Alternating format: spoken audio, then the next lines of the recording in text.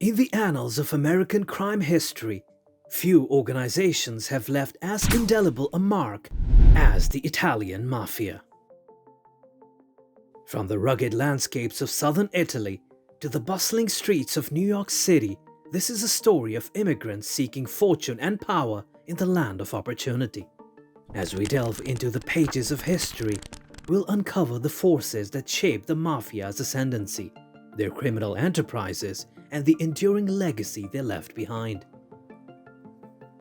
Welcome to International Hotspot, and today we'll be talking about how the Italian Mafia rose in America. But before we start, why don't you consider hitting that subscribe button? Chapter 1 Beginning. The seeds of the American Mafia can be traced back to the small villages and towns of southern Italy. Poverty, political unrest, and a tradition of vendettas provided fertile ground for the emergence of criminal organizations. During the late 19th century and early 20th century, waves of Italians, mostly farmers, craftsmen, and unskilled laborers, flocked to America in search of better economic opportunities.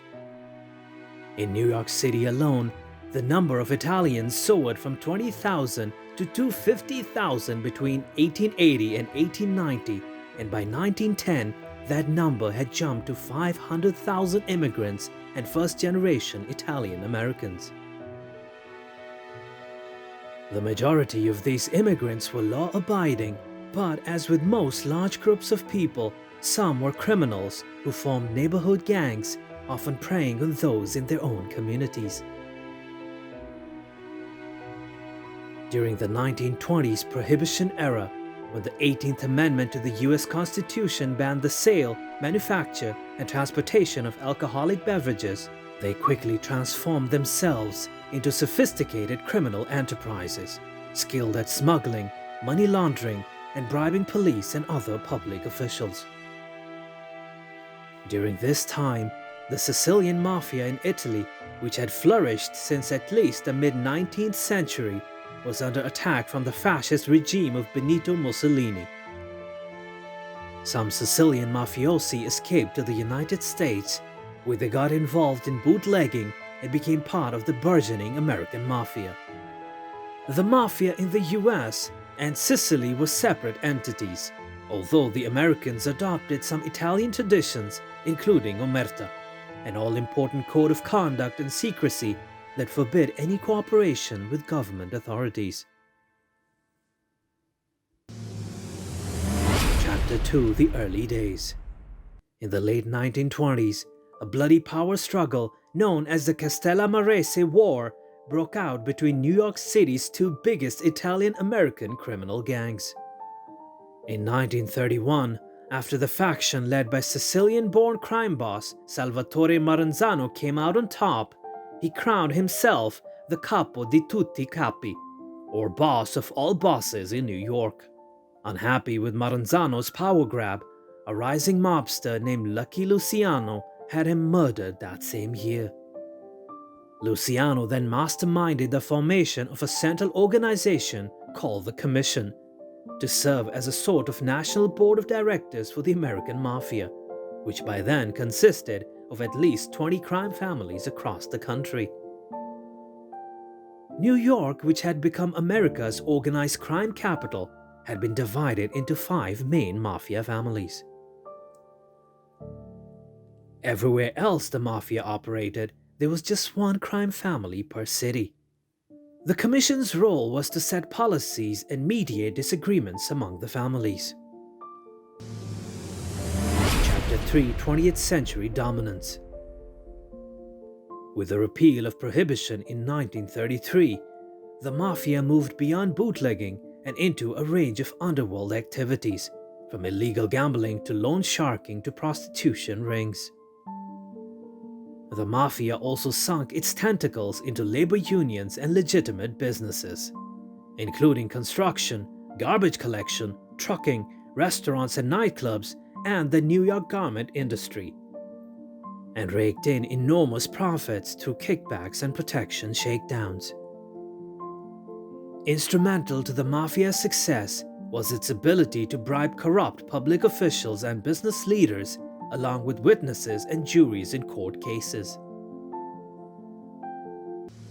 Chapter 4: Omerta and the Code of Silence. Omerta, the sacred code of silence, lay at the heart of the Italian Mafia's power. This unwavering vow of silence bound its members to a life of secrecy, reinforcing their impenetrable ranks.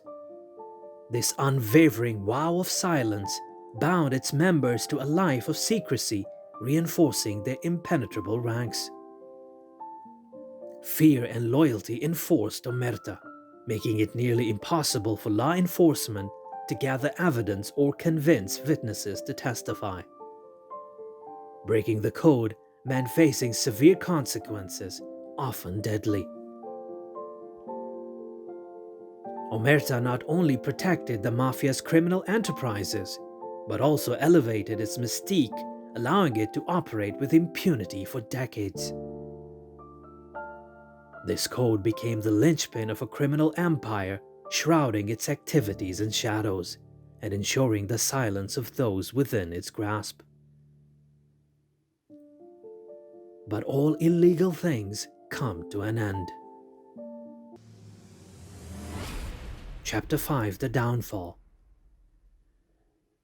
In 1970, Congress passed the Racketeer-Influenced and Corrupt Organizations, or RICO Act, which proved to be a powerful tool in the government's war on the Mafia, as it allowed prosecutors to go after crime families and their sources of revenue, both legal and illegal. During the 80s and 90s, RICO laws were used to convict numerous high-level mobsters. Some mafiosi faced with long prison sentences broke the once sacred Code of Omerta. They did so by testifying against their fellow mobsters in exchange for a place in the Federal Witness Protection Program. At the same time, Mafia membership declined as insular Italian-American neighborhoods, once a traditional recruiting ground for mobsters, underwent demographic shifts and became more assimilated into society at large. By the start of the 21st century, the American Mafia was a shadow of its former self. However, the Mafia remained active in some of its traditional ventures, including loan sharking and illegal gambling, and its involvement in labor unions and legitimate industries, such as construction, hadn't been completely eliminated. Contributing to the Mafia's continued survival may be the fact that following the September 11, 2001 terrorist attacks on America, significant resources devoted to investigating organized crime were shifted to counter-terrorism work. The rise of the Italian Mafia in America is a complex tale of immigration, opportunity, and criminal enterprise. Its story is one of power, betrayal, and the indomitable spirit of the American dream. As the Mafia's reign wanes, the echoes of its past continue to resonate in the annals of American history. And with that, it's time for us to call it a day. But we do hope that you liked the video and found it informative. Subscribe to our channel and don't forget to click the bell icon. Your valuable suggestions are very important to us, so do post them in the comment section. And I'll see you in the next video.